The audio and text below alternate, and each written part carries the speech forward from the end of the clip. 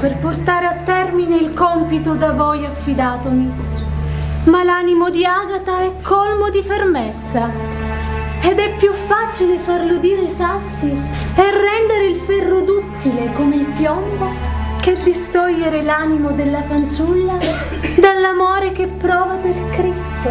Incapace! Incapace!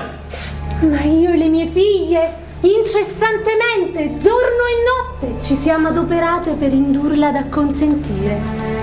Ma è come terra che calpesta coi piedi. Tutto disprezza. Che sia condotta qui, al mio tribunale. Qui la voglio, al mio cospetto.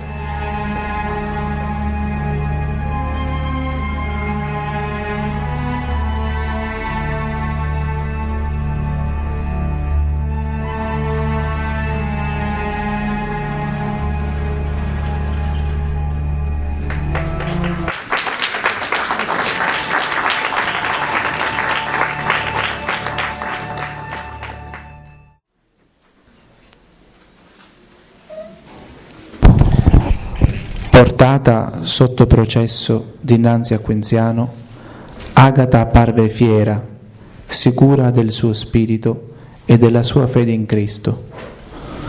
Egli infatti l'avrebbe guidata nelle sue risposte. Ribatté a tutte le accuse del proconsole romano, lasciandolo ogni volta senza parole. Ma egli non si volle arrendere, facendo rinchiudere Agata in carcere, dove vi rimane per un giorno ed una notte. Venne incatenata alle caviglie e lasciata senza pane e cibo.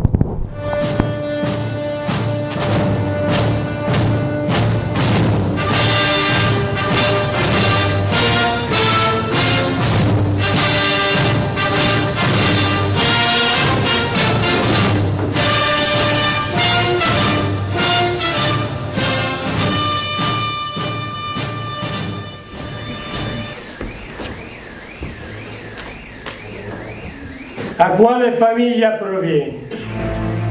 E di che condizioni sei tu? Perché mi chiedi quello che già conosci? Sai chi sono e che appartengo a nobile famiglia. Non importa chi io sia, ma quel che sento d'essere. Sì, ebbene, conosco i tuoi nobili natali. Se attesti di essere nobile, perché porti addosso vesti non curate, mostrando di vivere da schiavo?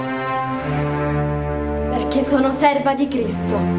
E perché vuole essere serva e schiava? Se sei nobile, libera e ricca. Il significato di libertà e nobiltà sta proprio in questo: essere servi di Cristo. Ah, che strani voi cristiani! Pazzi! Osere dire! Quindi ti disprezza come noi il tuo Cristo che adora gli dei? Non ha libertà, forse? Sì, la vostra libertà, come la definite voi, vi trascina a sicura schiavitù e vi trasforma in servi del peccato, facendovi sottomettere a pezzi di gesso, legni e marmi. Pazze parole! Bestemmie! Bestemmie! Severe pene ti faranno rinsavire prima che io faccia tormentare le tue case. Confessa! Perché disprezzi la santità degli dei? No, non dire degli dei. Chiamali col loro vero nome. Demoni. Sì, demoni infernali che voi raffigurate in statue e le cui facce di gesso e marmo ricoprite d'oro.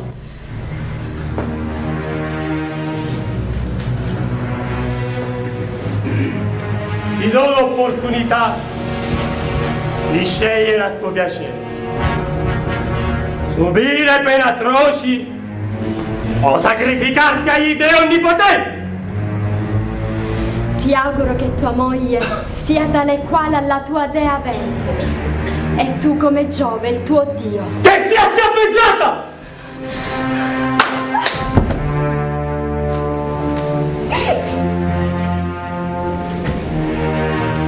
Non sfidare il tuo giudice.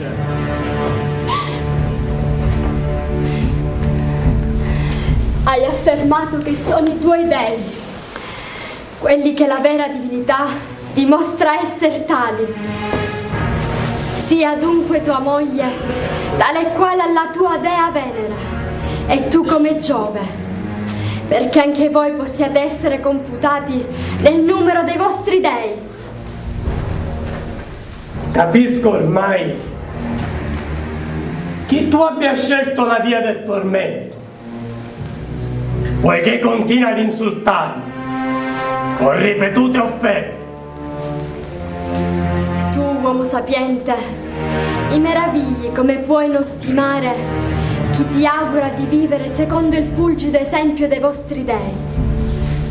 Se sono veri dei, ti ho augurato il bene, affermandoti che la vostra vita sia tale quale alla loro. Se poi hai in orrore la loro compagnia, concordi con me, e allora dillo forte e chiaro: essi sono talmente pessimi che, volendo offendere qualcuno, basta augurargli di essere tali. Ti ripeto, o sacrifichi gli dei o ti farò morire. Un vari supplizio. Ebbene, se mi condanni alle fiere, esse all'udire il nome di Cristo diventeranno mansuete. Se mi darai alle fiamme, gli angeli del cielo faranno scendere su di me rugiada di salvezza. Se mi farai percuotere o procurerai ferite, la mia fede in Cristo mi darà la forza del tuo sprezzo verso il tuo famelico supplizio sulle mie carni. che sia condotta in carcere! Pentiti finché sei in te! Così solo potrai salvarti agli orribili strazi che ti dilaneranno! Tu, ministro di Satana, tu venditi! Solo così potrai sfuggire ai tormenti eterni! Via! Portatela via!